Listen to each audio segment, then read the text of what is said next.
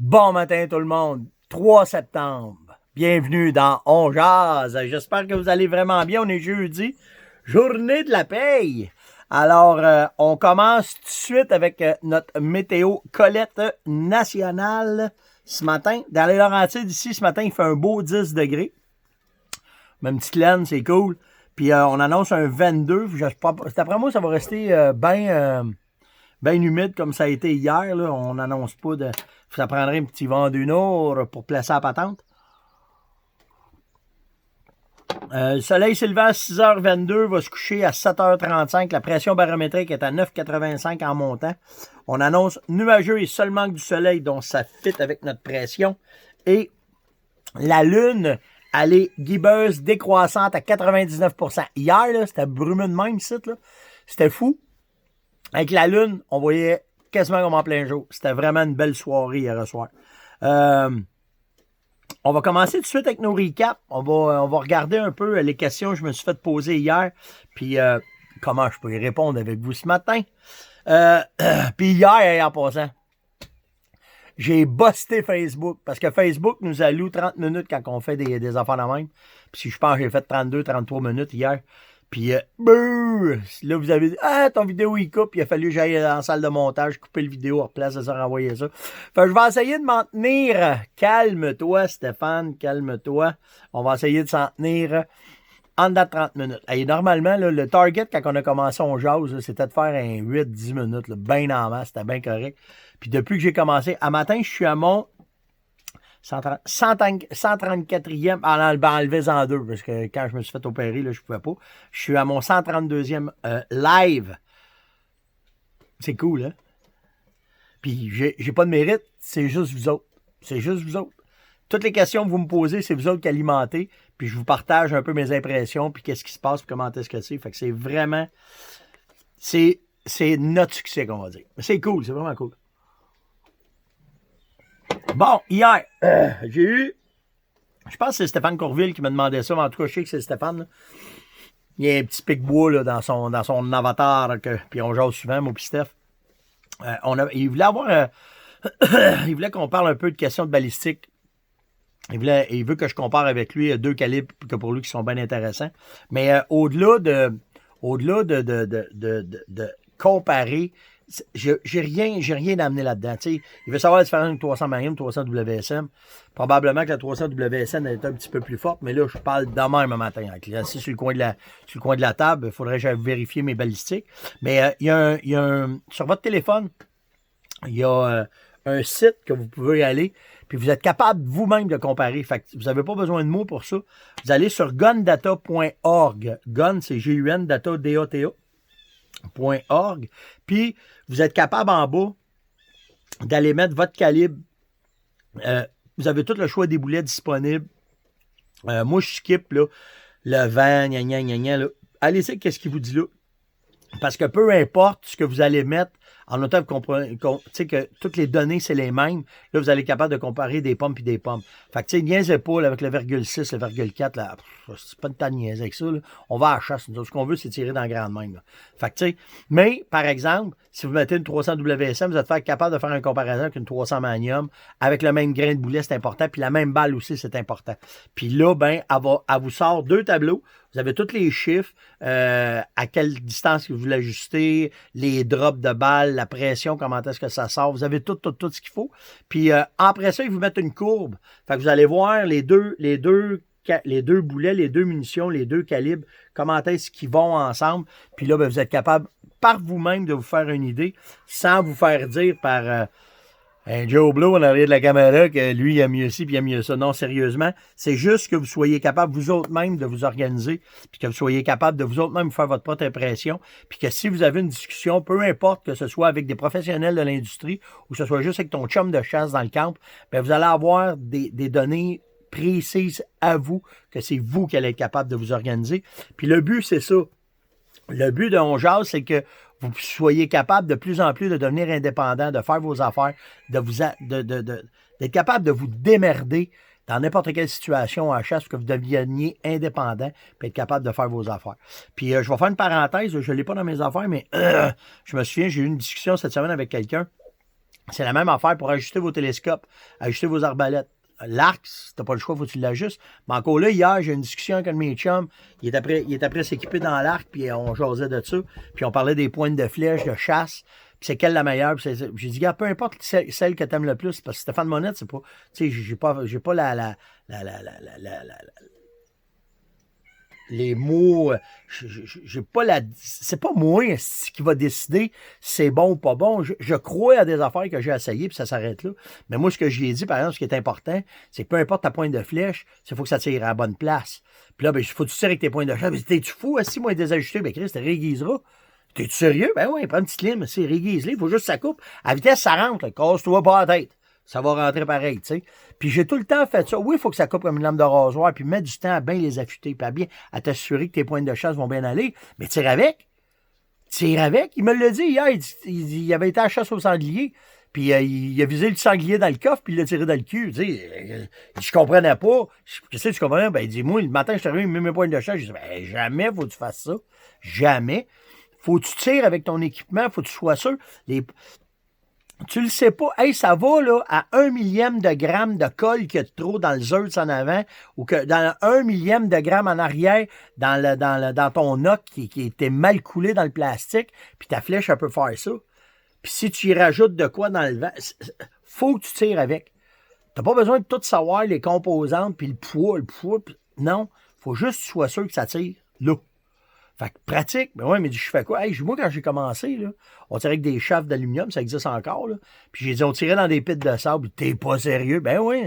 Les pointes de chasse, ils venaient silver, s'il n'y avait plus de peinture dessus. On tirait avec nos pointes de chasse, on voulait être sûr qu'à 30 mètres, 35 mètres, à l'orignal, ça pine. Puis là, on tunait, puis on plaçait nos plumes, puis on plaçait nos affaires. Puis quand on avait pogné la bonne affaire, c'était la flèche numéro 1, on la rentrait dans le carquois, on réaiguisait nos pointes. Mais je le savais, par exemple, quand même que la pointe était un peu déclochée, puis qu'elle était pas aussi belle que dans le paquet, là, quand je la soignais, elle s'en allait exactement où ce que je voulais, puis elle faisait la job. Fait que, tu sais, c'est ça qui est important. Puis les carabines, c'est la même affaire. C'est que faut que vous soyez capable d'ouvrir un télescope, d'être capable de jouer avec les clics, puis de jouer avec. Puis la meilleure façon d'apprendre à jouer avec un télescope, achète-toi une carabine, une petite 22 pas chère, mets-toi un scope dessus, que le moindrement un peu d'argent, investis là-dedans. Puis quand le gars là, va dire « Hey, m'a installé ton télescope », non, donne-moi tout ça. Puis là, posez des questions, puis apprenez. Pourquoi il faut que je l'installe demain? Hey, moi, j'ai vu des télescopes mis en envers. Les montures mis en envers, le télescope. J'ai vu plein d'affaires. Il y a des informations à ça. Vous avez YouTube, vous avez du monde comme moi, vous pouvez parler. Vous pouvez parler aux gars de magasin. Soyez pas pris, soyez pas tenu de l'expérience d'un autre pour votre succès, parce que à tous les fois que j'entends parler de quelqu'un qui a manqué ou qui a blessé et qui n'a pas retrouvé, c'est parce qu'il y avait eu une faille là-dedans. Faut que tu sois sûr que tout est pareil. Tout le temps. Moi, mes blocs de mire là, dans mon arc, c'est toutes des bottes. Des bottes à lousse. Ben moi, je me faisais des petites marques blanches avec du liquid paper. Que si je rentrais dans les branches, puis quand je ressortais, je checkais ma mire. Avait-tu bougé? Elle avait pas bougé. Ça m'était arrivé qu'elle avait bougé. Je tirer 4 pieds par-dessus. Ah, fuck! Ben oui! Toutes mes bottes sont toutes avec du Cutex. Faut pas que ça bouge. Mon télescope, tout avec du Cutex, pas que ça bouge. Tu sais, il faut que tu arrives à être capable de comprendre tout ce que tu as dans les mains pour que quand tu arrives dans le bois, là, t'as plus l'armurier, t'as plus le professionnel. Tu sais, changer une corde, ça prend un beau press, c'est un autre game. Faire une corde, ça, tu peux pas te démarder. Mais au moins, la base de comprendre comment est-ce que ça va, surtout les télescopes. Aller chercher l'expérience. Payer, il n'y a pas de problème. T'en vas voir quelqu'un, tu dis, veux-tu m'ajuster ma carabine? Oui, m'a te payé. Mais au moins, posez des questions, puis apprenez, puis devenez indépendant. Puis quand vous allez avoir un gun dans les mains, quand vous allez avoir une arbalète dans les mains, puis quand vous allez avoir un arc dans les mains, vous allez savoir comment ça marche. C'est ça qui est important. Petite parenthèse ce matin. Après ça, il y a des questions. Quand Yann il a fait les lives, là, ça m'a retombé dessus. Là, vous commencez à magasiner, je vous vois aller. Là. Hey Steph, dans un jazz, tu as parlé de telle affaire. Yann, il a parlé de telle affaire. Vous vouliez savoir, Yann, il avait un manteau pour la chasse aux chevreuils. Son manteau qui a un peu de blanc dedans avec du chamoiré. C'est un manteau Sandlock que ça s'appelle. C'est une compagnie américaine qui vend aussi au Canada. Il y a certaines boutiques vraiment spécialisées qui en ont. On parle de vêtements un petit peu plus... C'est pas un vêtement qui est plus cher, là, OK? C'est pas parce que c'est bien plus cher, mais c'est un vêtement qui est un peu plus spécialisé, des fibres au charbon dedans. C'est des vêtements qui sont pensés pour pas faire de bruit. Les gars, Saint-Clark, c'est des spécialistes de chevreuil. C'est des gars qui montrent des vêtements faits. Il y a tout le temps des petits détails qui font que vous allez apprécier plus votre vêtement.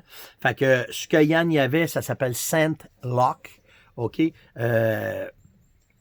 Mettez ça là, sur Google. Vous allez trouver ça partout. Il y en a un peu partout. Là. Je vous le dis, là, ils donnent les places qui en vendent, mais il y a quelques boutiques au Québec qui en ont. Je peux pas toutes vous les dire parce que quand je rentre d'une boutique puis je vois qu'il y a un certain set de Saint-Lock, je rentre dedans tout de suite. Depuis que je chasse à l'arc, quand j'ai découvert la compagnie Saint-Lock, les gars venaient chasser au Québec. C'est des gars que les propriétaires au début, c'était des gars qui aimaient beaucoup chasser l'orignal au Québec. Puis c'est des gars qu'on a eu la chance de fréquenter.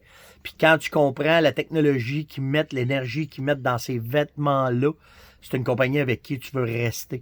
Ils ont été les premiers à inventer les vêtements anti-odeur. Ils ont été les premiers, les machines que je vous parle aux zones, c'est eux autres qui font ça. Puis c'est tout le temps abordable. Tu n'arrives pas avec des sous.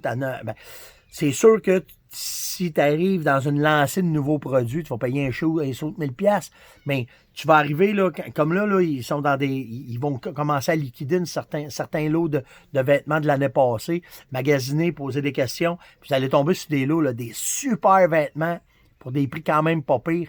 Puis là, vous allez être au chaud, puis ça fera pas de bruit. Puis là, bla, puis tout arrive, là, tu sais. Fait que c'était vraiment, c'est la compagnie Saint-Lock, là, la compagnie. Puis il y a même les compagnies québécoises qui avaient fait, je me souviens que Sport Chief avait fait une entente à un moment donné avec eux autres. Bon, hier, on a fait le ménage de notre linge de chasse, puis on checkait là, qu'est-ce qu'on va mettre dans les backsacs, puis qu'on parte pour l'orignal, tout le kit. Puis j'ai un suit, ça va faire exactement... Ça fait 25 ans, ça fait 25 ans que j'ai ce suit-là. Puis... hier, quand je l'ai montré à Yann, c'est sûr que le camo, il est rendu fade un peu, puis tout le kit. Mais, tu sais, ça, je dis à Yann, quand je guidais, j'étais 8 ans de temps guidé avec ce suit-là. Puis, la qualité de ce vêtement-là, j'en ai jamais retrouvé. Et on appelait ça du Cordura. Il était isolé avec du Saint-Lock. C'était un méchant bon vêtement que Sport Chief faisait. Puis, je l'ai encore. 25 ans après, je l'ai encore. Puis c'est pas un vêtement que j'ai porté une semaine à la chasse. Là. Je mettais cette côte-là le 20 septembre, puis je débarquais d'avec, c'est le 10 novembre. Là. Tu sais, c'était un côte puis un pantalon que j'ai tout le temps eu sur le dos. Puis il y a des cicatrices. C'est sûr qu'il y a des cicatrices. Il est usé à la corde, mais il est encore très bon. Je le mets encore. Quand c'est le temps d'aller marcher, puis c'est cette saute-là que je mets encore. Fait que tu sais, l'investissement dans des vêtements, aujourd'hui, c'est très, très, très variable. Ça revient tout le temps à ce que je vous dis, vous allez payer pour ce que vous allez avoir. Hey, là, j'arrête de jaser. Je vais buster, puis là, je ne veux pas buster. C'est ça. Fait que c'est Saint-Lock, la compagnie, puis tu vas voir ça un peu partout. J'ai David Légaré qui m'a parlé hier, qui m'a demandé Steph, c'est-tu dangereux? C'est-tu correct, pas correct d'amener notre chien à la chasse au gros gibier? Écoute, fais juste contrôler. Tu sais, moi, je l'amène Nozzler à l'orignal, puis mes chums sont ouverts, mais Nozzler, il reste dans le camp de chasse, il y a sa cage, il reste dans sa cage. Yann, il l'utilise l'après-midi pour aller à la poule, c'est correct, mais les vêtements ne sont pas en contact avec. On n'est pas en contact avec Nozzler du tout. Quand il va dehors, Nozzler, ben, il est dressé, fait qu'il a sa place pour aller faire ses besoins. Fait que, tu sais, c'est juste ça qu'il faut que tu vérifies, parce que si le chien se met à chier partout autour du balcon, puis tu débarques avec tes bottes de chasse, puis tu piles dans un cadeau de ton chien, tu vas traîner ça dans le bois, ça, c'est pas une bonne idée, tu sais. Mais à part de ça, fais juste contrôler ça. C'est la même affaire que contrôler le bacon, contrôler ci. Il n'y a pas de problème à emmener le chien. Faut pas qu'il jappe, parce qu'il se met à japper, ça rend les animaux à 1 kilomètre, ils vont l'entendre, tu sais. Fait que ça prend un chien qui est un peu dressé pour pas que tu aies tout ça. Mais à part de ça, je vois aucun problème à ce que tu amènes ton chien puis que vous ayez de l'agrément entre les heures de chasse avec. Bon, ben, je pourrais pas tout parler encore matin. OK, hier, on a parlé, j'ai parlé de la migration. Puis, surtout qu'un de mes chums l'a écouté, il est venu les oreilles bien drettes, puis il m'a dit « Hey, faut que j'appelle Steph, faut que je parle. » C'est Martin Blais. Martin, c'est lui qui nous a vendu Nozzler. C'est notre éleveur de chiens, puis en plus, Martin, c'est un ami. Puis en plus de ça, c'est un des bons spécialistes qui tripe ses oiseaux migrateurs au Québec. il a été... Tu sais, quand on parle de mettre de la boîte en dessous des bottines, là, c'est des gars qui ont passé du temps à étudier l'immigration du Québec. C'est des gars qui sont allés baguer des oiseaux. Comment il y en a dans vous autres qui ont pris un été pour aller juste apprendre à baguer des oiseaux avec les biologistes, puis comprendre comment est-ce que c'est, puis pourquoi que les il n'y a pas ben qui ont fait ça. Ben, Martin, il a fait ça, lui. Il trippe là-dessus. C'est comme moi, je trippe sur le chevreuil, ben lui, il trippe sur les oiseaux migrateurs. Puis hier, on a eu une discussion, puis il m'a fait un méchant speech sur la migration des oiseaux. Mais il y a une affaire, par exemple, qui m'a fait « Ouais, ben voyons donc! » Martin, il m'expliquait que là, vous commencez à avoir des outardes, OK? Puis après ça, vous allez voir de la blanche qui va arriver. Puis, on se dit, ben, comment ça se fait qu'ils arrivent de bonne heure de même? Puis, comment est-ce que ils sont pas partis encore du Grand Nord? La grosse migration n'est pas arrivée. Il y a une certaine migration qui s'installe, elle vient du Sud. Hein? Comment ça, du Sud?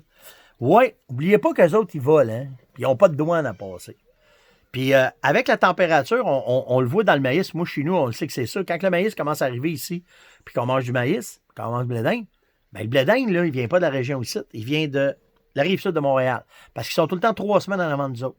Puis quand ça arrive dans le nord, puis là, ben, les cultivateurs de maïs, ils s'échangent ça. Parce que celui qui est au sud, il va vendre du maïs à celui qui est au nord. Mais quand celui du sud, il n'y en aura plus, celui du nord, il en reste encore, puis là, lui, il va en vendre au sud. Fait que comme ça, ils sont capables d'allonger leur saison.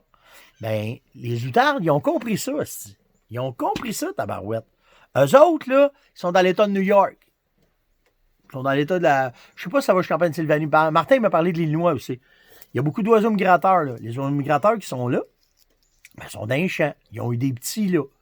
Mais là, les champs, ils les coupent là, eux autres, là. Il n'y a plus de manger, là.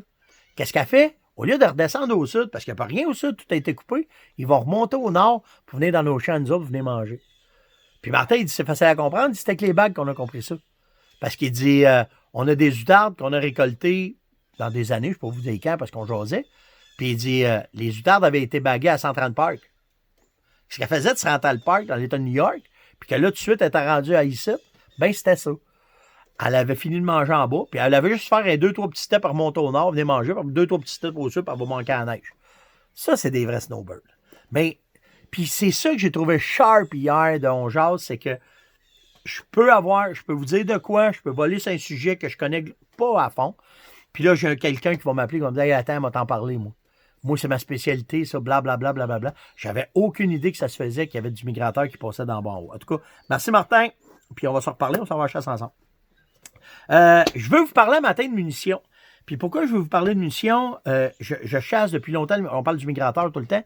Si je vais buster. Puis ce que j'ai trouvé cool, c'est que j'apprends à tous les ans, je parle avec des distributeurs, je parle avec des gens. Puis cette année, je me suis arrêté une compagnie, puis je vais vous dire pourquoi. Dans tout ce qu'on a, le plus gros problème qu'on a, c'est la qualité des cartouches quand on va à la chasse aux migrateurs. Pourquoi? Parce qu'on est dans l'eau, on va avoir un patronage qui est efficace, on va avoir une balle qui va... C'est tout le temps la même affaire. Tu payes pour qu'est-ce que tu as. Puis, à un moment donné, je portais moins attention à la qualité de la balle. Je me disais, de la balle, c'est la balle. Puis quand je vais tirer, on verra. Puis non, ça marche pas comme ça. C'est la même affaire que pour les carabines. Puis c'est la même affaire pour n'importe quel équipement. Puis là, j'ai commencé à faire des recherches. J'ai commencé à regarder un peu vers quelle munition je pourrais m'enligner. Dans tout ce que j'ai regardé, mon choix s'est arrêté, on va dire, cette année. OK? Puis, bien avant, je les ai toutes essayées, mais mon choix s'est arrêté cette année sur 4. Pourquoi? On va vous le dire franchement, il y a 2 affaires. À part qu'en 1996, toutes les compagnies de balles, il a fallu qu'ils lâchent le plomb, qu'ils s'en aillent au plomb, aux billes d'acier, parce que c'était des munitions non toxiques pour l'eau. Kent a augmenté le degré de qualité de ses munitions pour une seule raison, c'est qu'il voulait être certain qu'on ait une précision et qu'on ait une qualité dans notre chasse, dans nos tirs de chasse en tout cas. Puis dans la nouvelle Fast Steel 2.0, parce que c'est la nouvelle de cette année, ce qu'ils ont fait, c'est que quand ils ont pris la cartouche, ils sont assurés que d'augmenter toute cette balle-là est toute plus de qualité. Elle est plus de qualité sur le primer, elle est plus de qualité sur le plastique, elle est plus de qualité sur la bourre, puis le plus important, c'est la bourre, parce que c'est elle qui va faire la dispersion des plombs pour être certain que tu aies un bon patronage, que quand tu vas soigner, tu vas tirer ton oiseau migrateur, tu vas être capable de faire un tir efficace pour pouvoir dropper ton oiseau. L'autre affaire, la rapidité. Pourquoi tu vas avoir une cartouche qui est plus rapide? C'est que ça va faire la différence entre tirer en avant et tirer en arrière, puis tout dépendant du vent que tu as. Puis celle-là, elle va te le donner. C'est une cartouche qui tire en haut de 1500 pieds secondes. Alors, c'est une excellente cartouche pour ça. L'autre affaire que je voulais être certain, c'est que le plus gros trouble, si vous allez dans mes affaires, là, j'ai un paquet de cartouches que je vais utiliser pour du tir de n'importe quoi parce qu'ils sont tous rouillés. La corrosion s'est mise dedans. Puis, Ken s'est organisé pour mettre des tops au nickel. Ça rouille plus. Fait que tu gardes une meilleure étanchéité de ta cartouche, tu vas avoir une cartouche qui est très efficace, puis elle va faire la job. Puis, au migrateur, là, si tu penses que tu vas te promener en gogoune, là, oublie ça. Là. On est avec des waders, on est avec des vêtements pour empêcher que l'eau arrive, puis des bonnes bottes, parce que oublie ça, tu vas être 30 certain, tu sautes d'un fossé, tu chasses un oiseau qui est dans l'eau. Fait que tu es tout le temps dans l'eau. Fait que c'est pour ça que cette année, on va chasser avec Ken, on va voir, mais je suis vraiment pas inquiet. On a fait des tirs au pigeon d'argile, on a essayé la cartouche, elle est écœurante. La vitesse, elle répond bien. La compression des gaz, elle bloque pas dans mon 12. C'est exactement ce que j'ai besoin pour pouvoir faire une chasse qui est efficace mais que j'ai au migrateur. Fait que, c'est ça. Puis, j'arrête là. Un matin, je voulais vous parler des cales d'orignal. Mais, faut que je me garde un petit gêne. Fait qu'on va se garder ça pour demain matin. Merci vraiment du fond du cœur. Hier, là, il y a des gars qui m'ont écrit et qui m'ont dit « Steph, on capote que tu sois là tous les matins, puis hostie, il faut qu'on t'encourage, puis on encourage ta compagnie. » Merci vraiment. Vraiment, c'est sincère. Je suis content que je puisse vous donner, puis qu'en retour, vous êtes reconnaissant de ça. Mais de l'autre bord, je suis reconnaissant à 5 crèmes parce que les questions, c'est vous autres. Moi, je vais vous amener des sujets. Là, on arrive au migrateur. Fin de semaine, ça rouvre. Là. Je peux pas y aller. Parce que je suis troué de tous les bords. Faut que j'aille enlever ces stitches-là. Mais ça prendra pas bien de temps. Puis je suis pas capable de tirer du 12, tirer du 20, mais on va trouver un moyen. Mais peu importe. Merci vraiment, vraiment du fond du cœur. Vous êtes une belle gang. Vous participez, vous likez comme jamais. Je capote. Comment est-ce que les statistiques de like, vous m'écoutez. Poup, c'est bon ce que Stephy dit, vous likez. Vraiment, merci. C'est sûr que le partage est tout aussi important, mais surtout inviter du monde. Invitez du monde, parlez-en. C'est ça qu'on veut. Puis là, j'ai plein de nouvelles personnes. Là. Ça vient jaser. Puis hey, changez pas vos avatars. Là. Tiron que vous avez, je m'habitue à ça. Moi, je commence à avoir des gars avec qui je parle régulier. Arrive-moi pas avec une belle blonde aux yeux roses. Puis que là, matin, tu viens de me mettre un pic-bois, c'est qu'une tête rouge. Là. Hein, je te reconnaîtrai plus. On se connaît, mais on se connaît pas encore. Puis je me promets bien, cet hiver, je vais faire de quoi qu'on jase. C'est sûr, sûr, sûr. Je ne sais pas si on a d'autres rassemblements. Je vais peut-être faire des regroupements plus privés, qu'on va être capable de soir la bête, qu'on va être capable de jaser. Je trouve ça cool. Il y en a, là. J'ai Mario en particulier, là, il va se reconnaître un matin. Là. Lui, là, c'est assez là, de s'envoyer des textos, puis c'est long. Lui, il s'enregistre. « Salut, Steph, comment ça va? » Puis il me jase. Ça, je trouve ça cool. Puis moi, je ne peux pas tout le temps faire ça, mais moi, je réponds « Oui, c'est bon, non, c'est pas bon. » Mais c'est cool, ça. C'est cool. Là, moi, je le vois. C'est sûr, si j'arrive à une place, il va dire « Hey, toi, je te connais, ça, c'est des revues. » Ben ouais, OK. Je peux pas tout vous reconnaître, mais c'est vraiment cher. Merci, tout le monde. Merci vraiment du fond du cœur. Likez, partagez, invitez. On se revoit demain matin. Ciao. Passez une belle journée.